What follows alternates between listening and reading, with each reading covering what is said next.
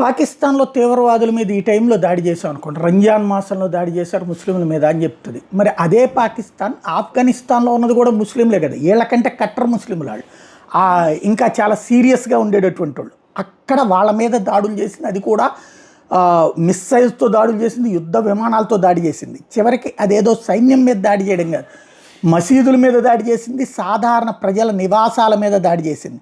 దాదాపుగా 20-30 మంది సాధారణ పౌరులు, పిల్లలు కూడా చనిపోయారు. అదే సందర్భంలో మసీదులో ఖురాన్కి సంబంధించినటువంటి దగ్ధం, మసీదు దగ్ధానికి సంబంధించినటువంటి ఇష్యూస్ని ఇప్పుడు ఫోకస్ చేస్తూ రంజాన్ మాసంలో ముస్లిం సమాజం మీదని చేసినటువంటి దాడికి ఏమని సమాధానం చెప్తారు అన్నటువంటి పాయింట్ని, అక్కడ ఖురాన్ దగ్ధమైనటువంటి దృశ్యాల్ని ప్రొజెక్ట్ చేస్తూ నిలదీస్తున్నది ఆఫ్ఘనిస్తాన్.